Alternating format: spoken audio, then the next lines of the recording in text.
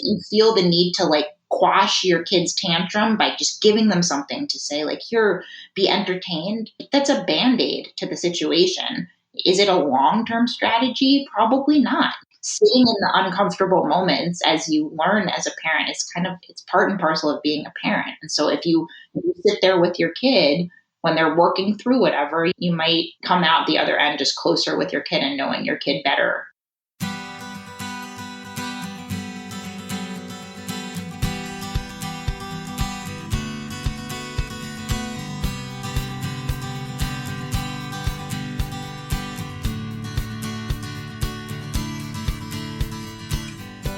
Welcome to Parent Footprint with Dr. Dan. I'm Dr. Dan. This show is about making the world a more loving, accepting, and compassionate place, one parent, one person, and one child at a time. The key to raising healthy and engaged kids is for us parents to seek the same in our own lives while striving to be the best versions of ourselves each day. No matter who you are or where you came from, with increased awareness, you can be purposeful about leaving a healthy footprint for your children, your family, and all those you care about while living your life to the fullest. And today's show is Baby Unplugged with our guest, Sophie Brickman. Sophie is a writer, reporter, and editor based in New York City. Her work has appeared in The New Yorker, The New York Times, The Wall Street Journal, Saveur, The San Francisco Chronicle, the Best Food Writing compilation, and the Best American Science Writing compilation, among many, many other places. As the mother of 3 young children, she interviewed experts, academics, doctors, and innovators for advice and insight about the effects of technology on child-rearing and parenting. And in her first book, which we're talking about today, Baby Unplugged, One Mother's Search for Balance, Reason, and Sanity in the Digital Age, she weaves this in-depth research into a very personal, which it is, and often humorous, which it also is, journey of becoming a parent alongside her tech-loving husband, offering an engaging and illuminating examination of our tech-saturated world. Sophie, welcome. Thank you. It's great to be here. So I have to just start with the beginning of reading your book and the sleeplessness. Oh my gosh, that brought me back to our experience as well of the chronic sleeplessness and all the things that go through your mind as you're wanting to roll over, dragging yourself out of bed, nudging your partner. I mean, has it changed for you? You're asking me at a very particular point in my life because I have an 8-week-old under my roof now, in addition to my Oh, wow. Okay. There were 2 people. Now there are 3. Congratulations. Thank you. And he's actually sleeping great, but sleeping great at 8 weeks is not sleeping, enough for me. So I'm in the thick of it again, which is kind of, an interesting time to be promoting this book. But, you can get by on less sleep than you think.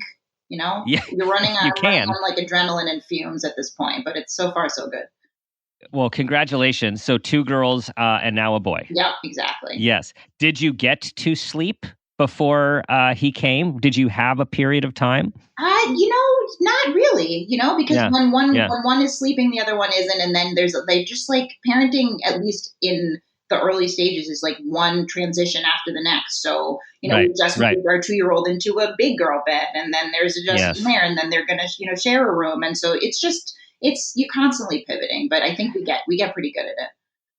Yeah, we with our 3, we were probably up to, we felt 2 to 3 times a night for the first 9 years of parenting, at least. It was we're just catching up now. You live to tell the tale, right? Yes, There's exactly. light at the end of the tunnel, even if it's there in is 9 years. Yes, but it does bring up so many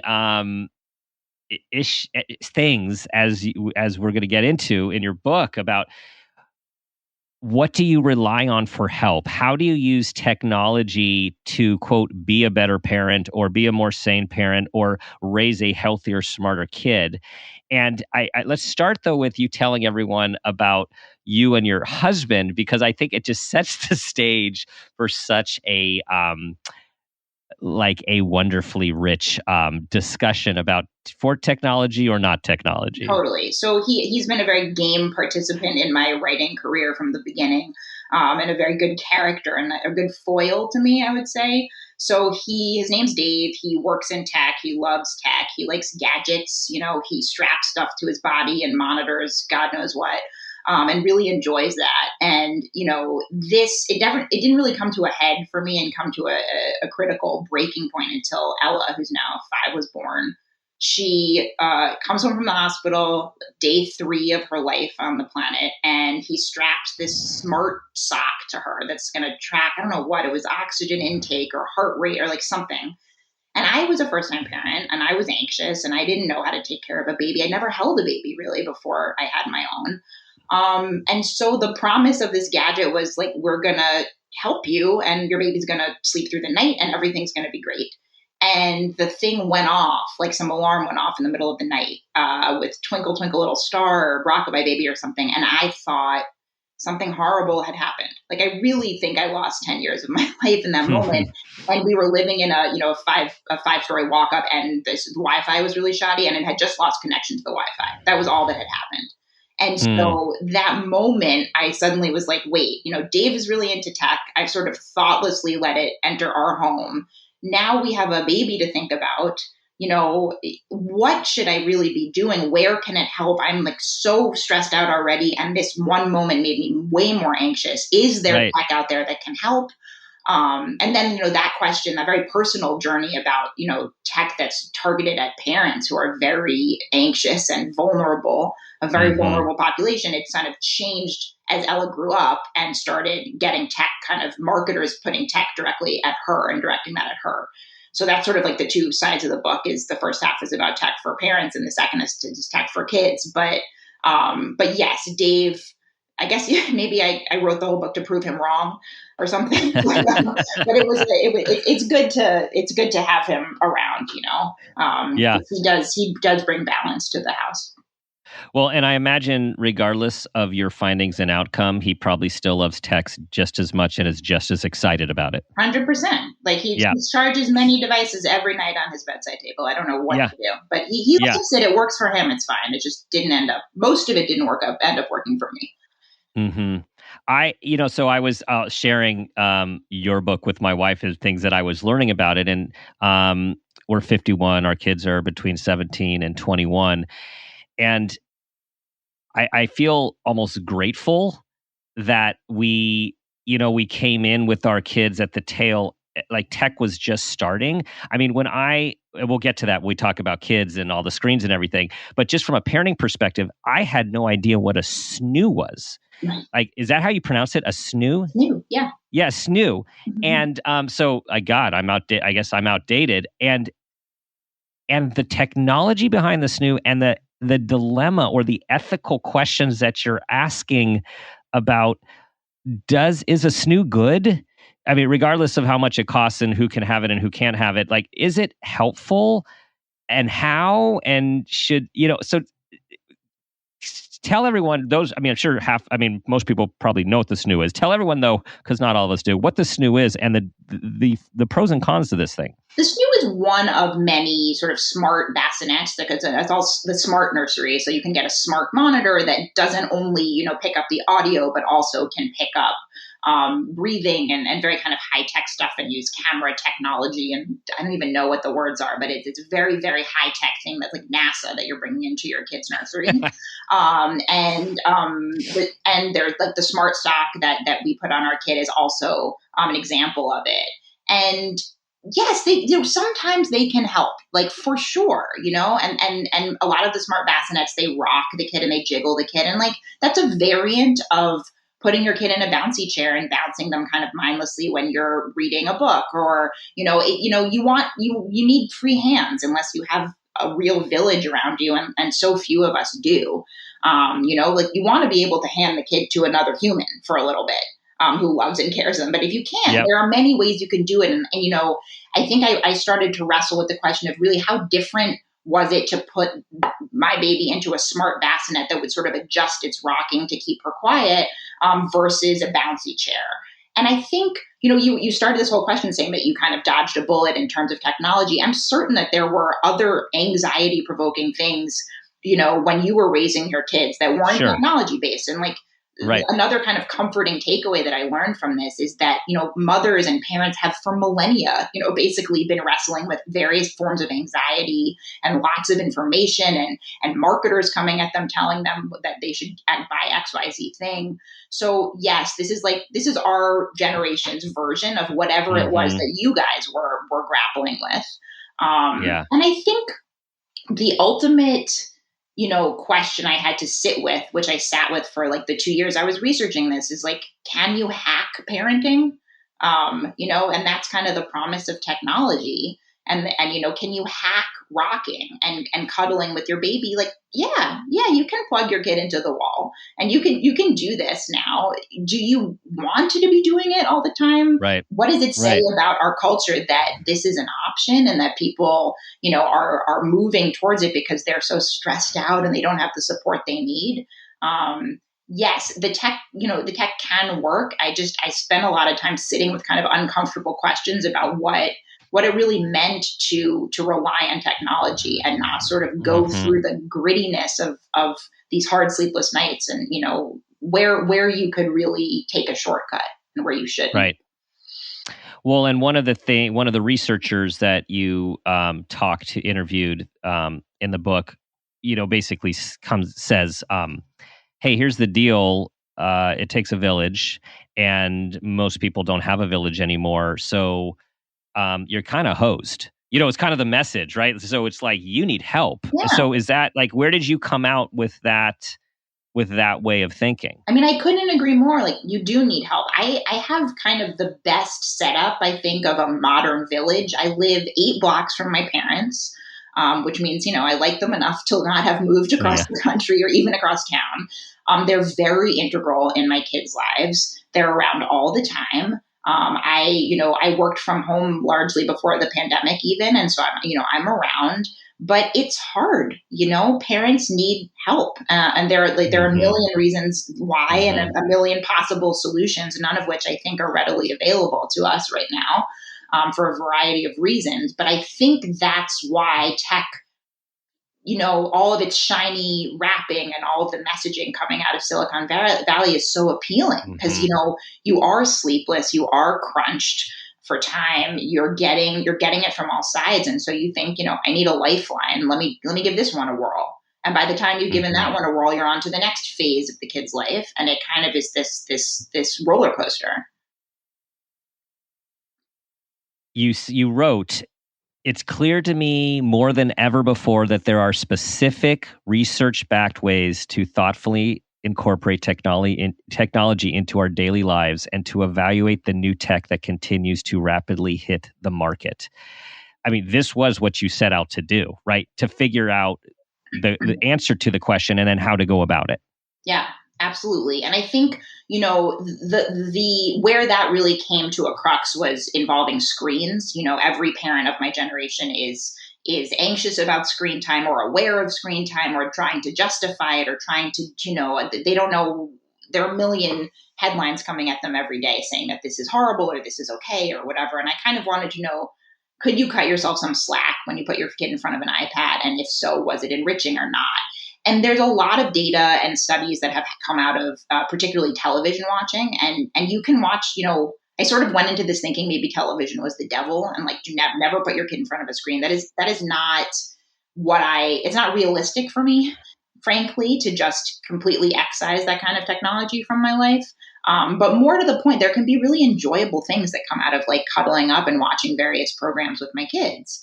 And that was one of the biggest takeaways. It's like, I spoke to somebody at Sesame Street, which is really lauded as being this wonderful program for preschoolers, very, very thoughtful. And they have researchers on staff and they're not just like throwing dreck up on the screen to keep little eyes glued to it. And even she, very, very high up creative there, was like, just watch with your kids. Please watch with your children. Try not to use it as a babysitter because you can talk to your kids about it afterwards. You can engage them on what was going on. Like that is so critical to young kids who are developing. It's called, the term of art is called serve and return interactions. You want to have as many of those as possible. And like, we're doing that now. We're having a conversation. It's all about like serve and return. That's one thing you can do. Another concrete takeaway is trying to look at how quick and like how fast paced and how many cuts are happening on screen. And if you look at stuff like Mr. Rogers, if you look at Sesame Street, it's, it's one television camera or one camera, and it's slow. He talks real slowly. He like puts his cardigan on one like kind of thing at a time, and it just he takes his time. And if you look at a lot of the modern shows, it's like frenetic neon colors and things zinging around, and like understandably, a little kid whose brain is developing, you kind of get hooked. You can't look away, but that's not necessarily a good thing. Like you want the kid to be able to sort of transition into the next activity. And one other thing that like another really lovely takeaway that I like, a concrete piece of information that I now use that one of the researchers I spoke to told me, is to try to see what happens when you take the tech away from your kid. So like give them an iPad. If you take it away and they have a meltdown, that's probably an indication that like something is a little bit awry. If you do the same thing with a book or a block, like likely your kid will not freak out. I don't know that many kids under the age of, 5 or 55 where if you take their toy away, they don't have a meltdown. So, it's a nice way to evaluate stuff. Yeah, that dopamine suck that many of those tablets are designed to do. I was just thinking, you had me thinking about, okay, what was our thing? Well, Baby Einstein. So Baby Einstein was the biggest thing. It was going to, increase your child's brain power, and it's classical music and connect neural networks. Oh my God, our kids sat in front of Baby Einstein. And there wasn't much to talk about with Baby Einstein. I mean, we laughed together. We were in the room a lot of the time, but it was also a babysitter. And then, a couple years later, however long, it's like, oh no, Baby Einstein is not good for a kid's brain. And, so it's like, there's always something. There was like a big legal battle about that, right? Yeah. It was, we're like, oops. I mean, I still hear those songs in my head. It was played so much. So these things are always like you said, every generation, there's these things and hopefully researched. But like everything else, you don't know until something's been on the market for a pretty long for a while. And in looking back, like Sesame Street, Mr. Rogers, I mean, decades of great research and experience versus some of these other things that just keep coming out. Like particularly apps, like I had to split my research into, I kind of like, when I wrote, this is maybe too granular, I wrote the book proposal and I was like, screens, that'll be one chapter, but it's like this massive thing that has multiple different components. And so there's programs that you put your kid in front of and they watch it passively. And then there's, interactive apps. And the App Store hasn't been around for very long. And so the real studies that you want are like longitudinal studies. They're 10 years plus. It's like, we just don't have that information. I was impatient, because like my kid's 5 right now and like she wants to play that app. So I tried to figure out, find the leading researchers in the space to figure out what could kids really learn from screens and using their iPad. And even before I started researching the book, I was speaking to Ella's preschool teacher, and she told me that one of her students like had a lot of trouble with blocks and like sorting shapes. Which is, a skill that kids learn, and putting all the triangles over here, all the red things over there, whatever the case may be. And she talked to the parents and she said, this kid is having problems with this. And the dad said, oh, she does a shape sorting app every day with, on my phone. And she said, there's something, I don't know, but there's something going on where the kid can't translate what's on the screen into the real world. And when I got into the nitty-gritty research, that's exactly what's happening. Like kids of a certain age, that when they're still figuring this out, they can't take the 2D work and make it 3D work. It's just too complex for them. It's called the transfer deficit. And so maybe app developers will be able to figure out something in the future where the stuff that's going on the screen is more tactile, or I don't really know what. Right now, it's like the jury's out. And so as a mom, I was like, if the jury's out on this, like, let me just pull back on that for a while. And that's judgment call, right? That's where, because you also talk about being compassionate, really. I mean, it's like, there aren't these hard, fast rules. It's having to figure out, get your information in context of your life situation and kind of make a call about what you allow, what you don't allow, how long you allow it for. For sure. And, I would find myself talking on the phone with like neuroscientists or people who deal with different types of science and saying like, what is the number of hours the kid can go? What is this? And they all were like, it's your kid. She's a human. Like, I don't know what the right number is, like probably Right. the right number is less than what you're doing now, but your kid is different from every other kid. And, the largest sample size is still too small. Right. You need to make that judgment call on what works for your kid might not work for another kid, which is why this is all so gray. Mm-hmm. There is Mm-hmm. definitely real concrete takeaways that I came away with that I put in the book, but like that's what parenting is, right? I mean, you're raising or have raised 3 kids. It's like you're Yes. constantly making judgment calls. Yes, yes. Raising it doesn't end it doesn't end for quite some time. I was just having another conversation with someone who was talking about how the American Academy of Pediatrics and several others are kind of moving away from what used to be 1 hour at this age and 2 hours and a half hour, because we really don't know. And it's really more of like guiding principles like you're talking about than actually hard, fast numbers. Absolutely. And, my sort of another guiding principle that I've come to live by is something that my grandpa always used to say, which is everything in moderation. And like, and that's really true for kids. It's like yes, they can have a little screens, but like make sure they're playing, make sure they're reading. That's actually probably not in moderation. Like you really can't read too much to little kids. Right. But like make sure they're reading, make sure they're playing. If they're bored, it's okay. You don't need to constantly like zero in on every moment and enrich that moment, which is something that I think often screens help, right, or enable. Mm-hmm. So you came in, as those of you, when you read this book, I mean, the introduction just grabs you. It's like you're part of your story, and you're on this quest, to basically, in a way, you want to learn more, and as you said earlier, like you want to show like, this is bad. I got to show my husband like this is bad for our baby. This is bad for us.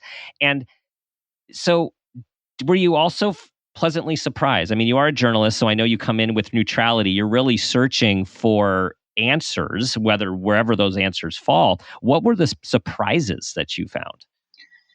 I mean, are you asking like for surprises where tech was really helpful and really good? Or just that you did, just that you didn't expect, both really, like that you didn't expect to find.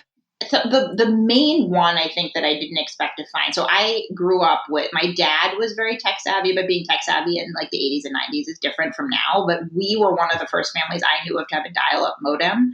And we had like a dial-up, we had a car phone that was like one of those huge, enormous phones. Oh, you were ahead of it. Yeah. We were at the cutting edge of technology. And so, that was the beginning of the digital age. And so I think you're told that more is better, like more data gathering or more enrichment or more everything is kind of better when it comes to the digital age in a lot of ways. My big takeaway, which I may have already said honestly, is like boredom when it comes to kids' development is not something to shy away from. And that, if your kid is sitting alone and has to figure out what to do with this ball and this block, and they kind of create their own, depending on what age they are, they create their own entertainment or their own imagination or whatever, like so much more is going on in their brain than if you give them a toy or a screen or something that does all that work for them. And so this idea that like you should slow down and that kids will find the learning around them, like they have more than enough input from the world around them in 99.9% of cases that we're talking about, that like they don't need that much. They don't need, they need a bowl from the kitchen cabinet and some balls. Ella used to not sort laundry, but when I was doing laundry, she would like take the socks out and put them back in the hamper. Like she loved doing that. That was the appropriate level of enrichment for her at that phase. And there are a lot of companies, not a lot, but there are a handful of companies that will send you toys based on your kid's age of like they're developmentally now ready for this and they're developmentally now ready for this.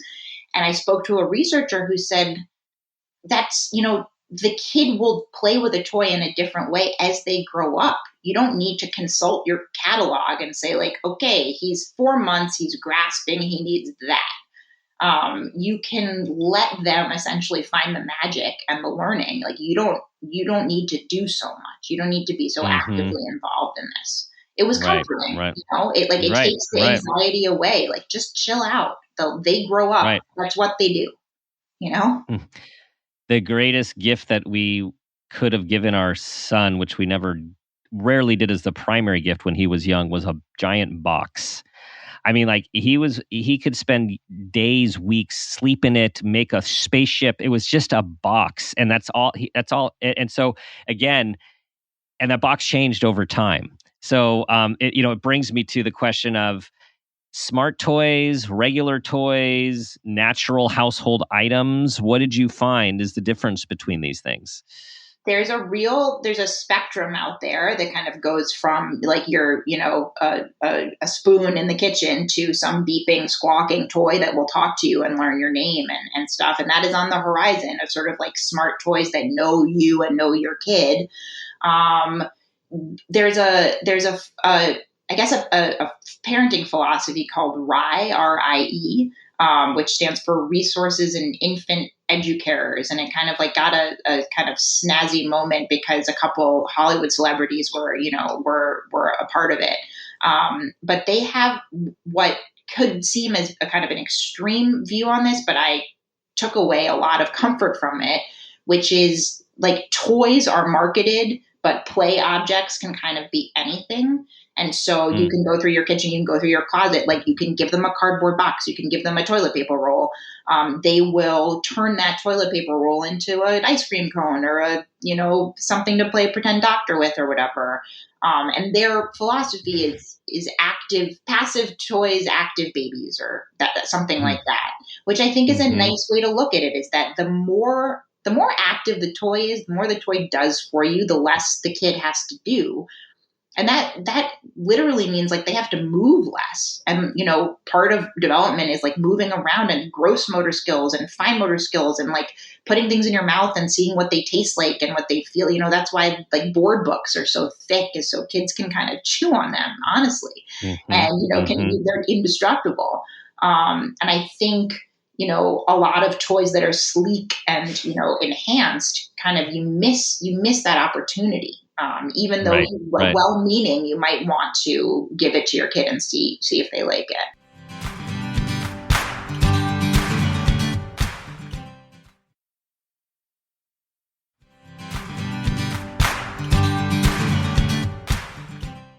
Something that you take on, which really had me thinking, is that whole idea of taking pictures of the moment versus being in the moment. And I know, not having, we had all the camcorders, which no longer exist, and all the pictures as well, too. And I think on vacations and such, you sometimes spend so much time behind the camera trying to capture the moment. Like you're not in the actual moment. You're waiting to look back at that moment and go, oh, wasn't that a great moment? And that's something that, you have thoughts about. Totally. I kind of went down a deep and very fascinating rabbit hole involving psychology and neuroscience and like what the purpose of memory is. But I have an 8-week-old. You forget with the third, he's 8 weeks old. And I've taken a million photos of his feet, like they're so cute. Like I want to capture this moment forever. But if you really start to think about the, what you get when you have a phone in your pocket and you can take a photo at any moment, like you're in this constant tension always of if you want to be in the moment or if you want to capture it.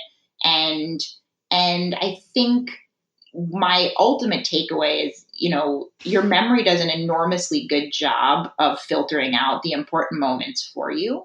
And if you really think about how often you're going back through your photos, for me, it's like, it's not thoughtful. It's like when I'm standing in line at the grocery store or something, you like scroll through, it's fine. But like, you're not printing those out and framing them and putting them up and remembering them all the time. So yes, of course you're going to take photos and share them, but, kind of try to be conscious about what the end goal is. Is the end goal to improve your memory of that moment? Is it to be able to share with people? And if you're sharing it, like, who are you sharing it with? And are you concerned about privacy stuff? Are you concerned with, you know, posting things of your kid before they're old enough to say yes or no, I want that posted, you know, of me forever. You know, there are a lot of considerations that come with it. Of course, you know, I sent my manuscript in like 2 days before the pandemic shut down New York City. And so I suddenly was like, wait a second. I'm going to have to rewrite everything. And one thing I was anxious about was like this photography thing, because my parents couldn't see the kids. Like, of course I was taking photos of them all the time. So there's a use case for it, but it helps to have a little bit of like a framework of why you are taking so many. Yeah, and you added, I appreciate you added to your introduction about like, all right, hello, now that there's a pandemic, I'm going to add on to the intro. And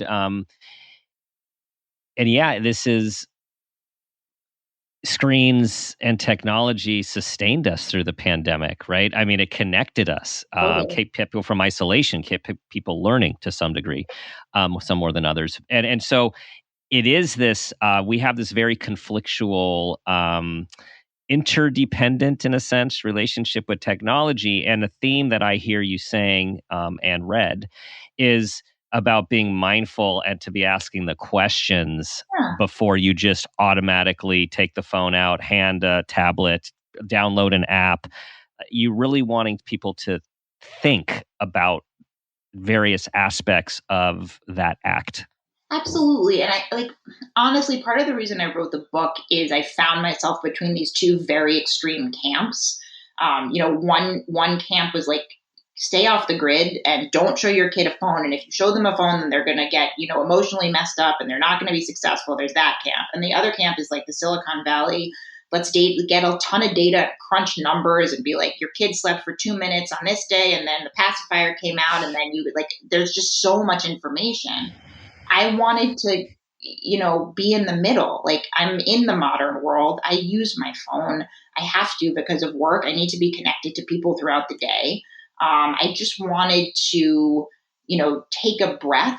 And I realized like so many parents can't do that because they're going from one thing to the next. But because I'm a journalist, I was like, maybe I can just make this my work and my job, which is what I was able to do over the last 2 years, is just kind of go get as much information and sort of synthesize it in a way that worked for me the best way.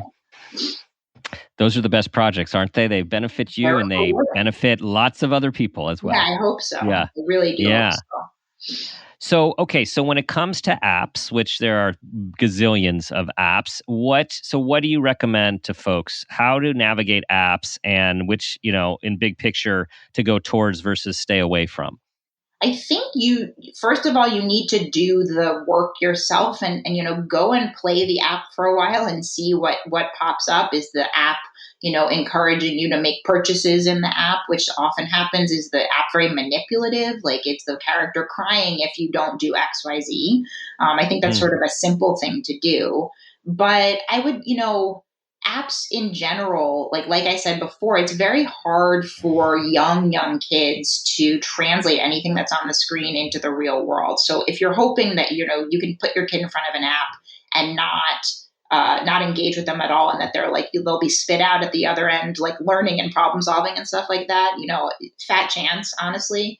You know, what I said before about television and watching with them, it's sort of an easy framework by which to evaluate various things. Like, can you, and I recognize people are putting their kids in front of screens so they don't need to engage with them. I get it. Like, you know, and I think it's helpful to know when you're doing that and why you're doing it. But if you can engage with your kid and the device, or if that device is a book, if it's a block, if it's a television screen, if it's an iPad, you know, it's better for everybody. And it's really hard, you know, when I give my little girl my phone or the iPad, like, her elbows come out. She's like, nope, this is for me and me alone. And so I think, you know, that's one way to evaluate what you're giving your children. Mm-hmm. So for everyone, the book is filled with we're going to, since we have Sophie here, we're going to distill a few. Like, what are your, you know, for all of us busy people, like, what are like these 3 tips? Like, if you could just say, here's 3 tips that I learned from my endless hours of research. 3 tips.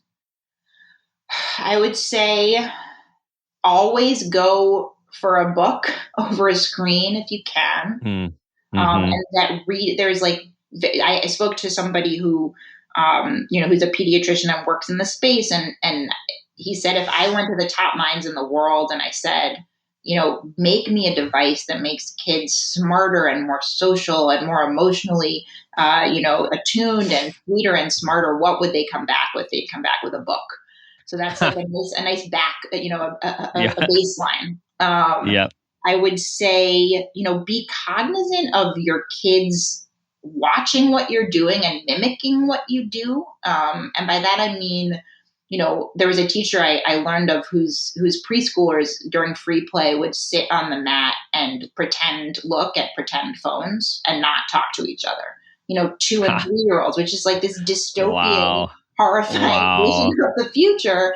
And so it's like, there are solutions that parents have come up with. Like some person I spoke to literally has a lockbox on their frontal table. So they take off their shoes, they take off their coat, and they put their phone away. And, I'm not as extreme as that, but I do, try to put my phone in a different room for dinner and bedtime and like bath time. And just designate a time of the day when you're not going to be tethered to your phone, if that's at all possible. And again, I think another just takeaway, which I said already, is like boredom's okay. So, if you feel the need to like quash your kid's tantrum by just giving them something to say, like, here, be entertained. Yeah, like that's a Band-Aid to the situation. Is it a long-term strategy? Probably not.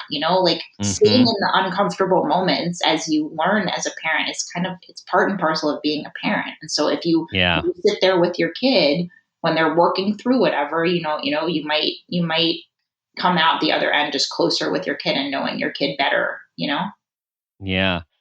Well, so everything you just said, of course, aligns with one of your main conclusions here that you wrote about, which is, so you wrote, the gold standard, spending time with your children and playing and reading and talking with them, may be tedious on some days and near impossible on others, but it sure is a straightforward directive. Sprinkle in technology as needed, but aim for it to be just that, a sprinkle. So it sounds like the take home is like, it's here to stay. It can be useful, but it should be a supplement to our lives, a thoughtful supplement to our lives and our kids' lives. Absolutely. And take your own temperature too. Not like, what the researcher said, see what your kid does when you take the app away. What happens when you stop gathering data or when you put your phone away, likely, at least if you're like me, you'll get a little calmer and a little more zen. And I feel like, the pandemic notwithstanding, we're all so tightly wound and we have so much coming at each other, like at ourselves. Just give yourself a break. And I think that, being plugged in, whether you're a kid or a parent, often, can ratchet up your anxiety. And to have that awareness. I mean, I know so many who have that awareness when they're on social media. They feel different. It's just like those of us who have to like get away from the news, right? Especially during some of the more heated political times. It's like, oh gosh, like I can't do. It's jacking me up. And so to know that about yourself with social media, and that's a whole other conversation as our kids get old enough and when to allow that. These are all they're really important things to think about, not only for our kids, but like you said, to take our own temperature and what it does to us. Absolutely. And, give me another 5 years to write the next book about social media and my kids. Thankfully I'm not there yet, but it's on the horizon, You you will be a guide, because I am very confident you will go out and check with all the researchers to see what to do. Totally. Because it is a thing. It is definitely a thing. Okay, Sophie. So now, as a parent of 3, I know you have many parent footprint moments to draw from. So here's the question. Tell us about a time that you became aware of yourself as a parent, as an individual, or an awareness of your parents, and that new awareness had a positive impact on yourself, your kids, and those you love. So I have, as you said, 14 billion possible anecdotes. One I thought that was like very, not necessarily concise, but very to the point is the first time that we took Ella on a trip was my husband had a reason to be somewhere for work. And so he was like, why don't you guys tag along? So we took her on a flight. And we were there for a little bit and it was great. And then the day of his presentation or whatever, I was walking around with her and she started throwing up. She was under a year old. And my pediatrician said, oh, just like give her, like nurse her a little bit. And then, you know, if she throws up immediately, you should go to the emergency room, but that's not going to happen. I was like, okay, great. And so I nursed her and she immediately threw up. And I was like, okay, we have to go to the emergency room. So we went to the emergency room and there was a fabulous doctor there that I fell in love with who was like, oh, your daughter is perfect. And like, here's, you know, she has some sort of gastrointestinal bug that she picked up and just give her this medication. So that was like one moment that was stressful. The next day we get on a plane to come home and halfway through the flight, like I got what she had gotten and I was so sick. And like you're in a, you know, being sick in a plane is like something nobody wants to deal with. They had to wheel me off the plane. And in that moment, and Ella had, you know, gotten her medication and she was fine at that point. And I was feeling just horrible. I mean, like literally like being wheeled off the plane. And I thought, I'm so glad that this isn't her. I'm so glad that she wasn't sick on the plane, that she's now okay. And I'm the one who's like feeling like hell warmed over. And you know, felt that way for 48 hours. And it was kind of a critical parenting moment of like, this isn't about me anymore. This is about her and her, you know, sanity and health. And I think, you know, there are little moments like that happen every day where you're putting your kids before yourself and your own needs. But that was a kind of a big, horrible moment that we both through to the other side. Yeah. That idea that, don't take her, take me, right? Totally. Like that. It just shifts. It totally shifts. And it's life changing forever. Yep. Yeah. So now I'm on this journey forever. Here we go. Here you go.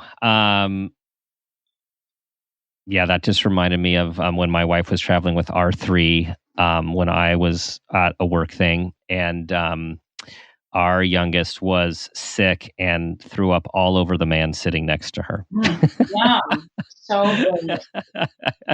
Those wonderful times, those survival times, particularly with young kids, and you're in the thick of it, and you are still shining and radiating, as I hear looking at you, and so congratulations to you and Dave, and I just also want to. I just so appreciate your honesty and your transparency and your just realness in your writing, because it really just brings people in to, I think, be vulnerable themselves and to be honest themselves that like this life thing is messy and there's not like a right or wrong. And we all have our own experiences that we bring to this. And it's really about just trying to be thoughtful and do our best while also being sort of kind to ourselves along the way. 100%. You know, I hope that this book is a form of comfort for parents who are going through this, that like we've all been through this in various ways before, and future parents are going to go through different versions too, but like we're all in this together and we're doing our best, you know? Yes. That's all you can do. That's all you can do. Sophie, thank you for sharing all of your research with us on your own professional and parenting journey. Where tell everyone where they can continue to, well, obviously to find the book, but also I know there's more from you writing and researching. Yeah, I've been writing a bit for The Guardian. I have a website now that I had to get organized for this book.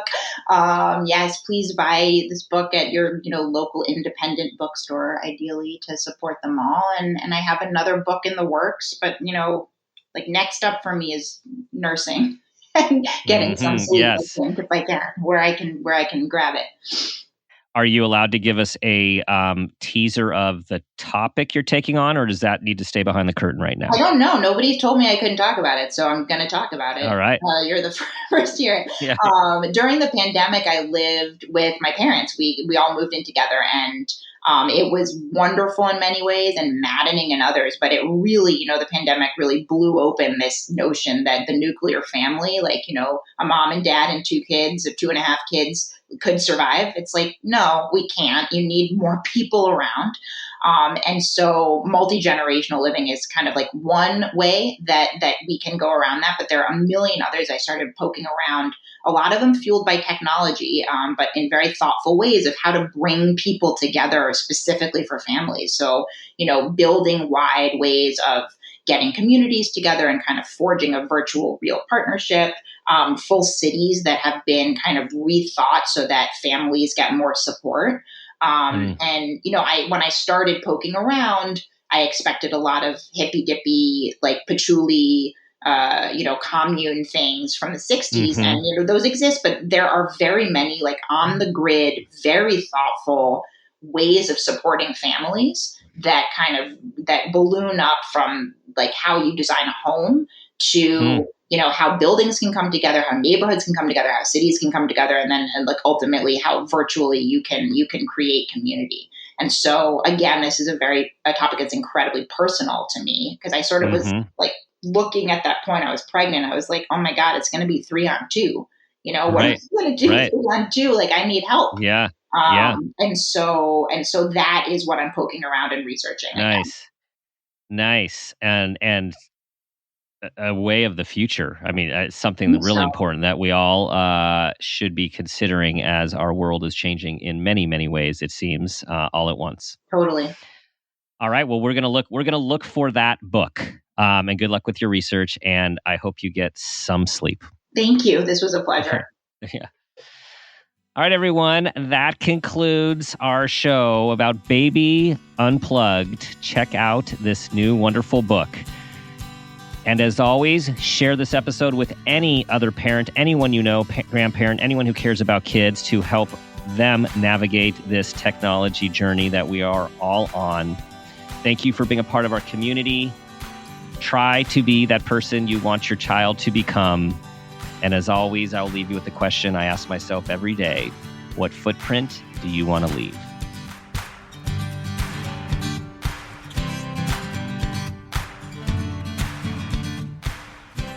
This has been a Peters and Rossi production. Parent Footprint with Dr. Dan is produced by Laura Rossi. Our engineer is Phil Rossi. Theme music is Strummerman, composed and performed by ProTunes. Artwork is by Garrett Ross. Follow us on Instagram and Facebook at Parent Footprint Podcast, and on Twitter at Dr. Dan Peters. If you are an advertiser interested in advertising on our show, go to midroll.com/ads. For more information, go to exactlyrightmedia.com. Listen, subscribe, and leave us a review on Apple Podcasts, Stitcher, or wherever you get your podcasts.